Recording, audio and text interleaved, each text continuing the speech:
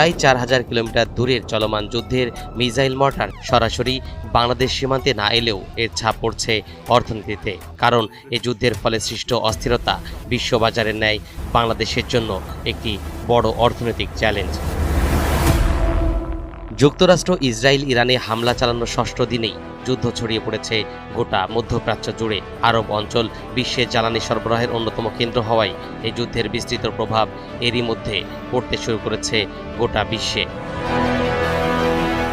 হামলার পর Tehran Hormuz প্রণালী বন্ধ করে দিয়েছে।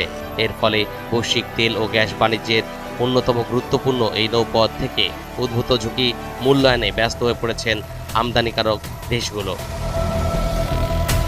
হরমুজ প্রণালী বিশ্বের অন্যতম গুরুত্বপূর্ণ নৌপথ। বৈশ্বিক তেল বাণিজ্যের প্রায় 20% এবং সমুদ্রপথে পরিবাহিত এলএনজির 20% এই নৌপথ দিয়েই যায়।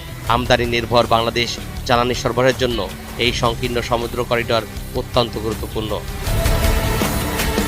তাই ইরান যুদ্ধ যদি দীর্ঘ হয় তাহলে জ্বালানি তেল বা গ্যাসের মূল্য বৃদ্ধি পেতে পারে, যার ফলে বাস ট্রাকের ভাড়া যেমন বাড়তে পারে তেমনি বৃদ্ধি পেতে পারে বিদ্যুৎ উৎপাদন। ইতোমধ্যে তেলের দাম আন্তর্জাতিক মানদণ্ডে ব্যারেল প্রতি $83 ছাড়িয়ে গেছে। হামলার প্রথম দিন অর্থাৎ 28 ফেব্রুয়ারির সঙ্গে তুলনা করলে ওই দাম প্রায় 10% বেড়েছে।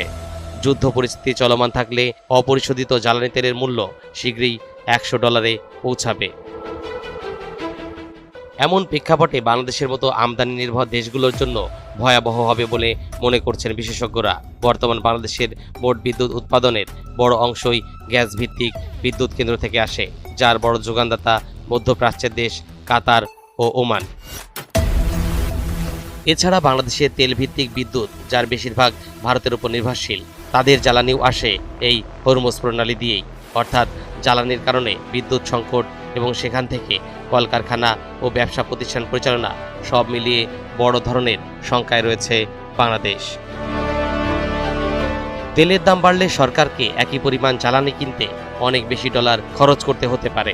এতে বৈদেশিক মুদ্রার রিজার্ভ বড় ধরনের টান পড়তে পারে, যা মুদ্রার বিনিময় হার বা ডলারের দাম বাড়িয়ে দিতে পারে। তাই এখন সময় বিকল্প জ্বালানির উৎস খোঁজা, আমদানি উৎস বহুমুখীকরণ করা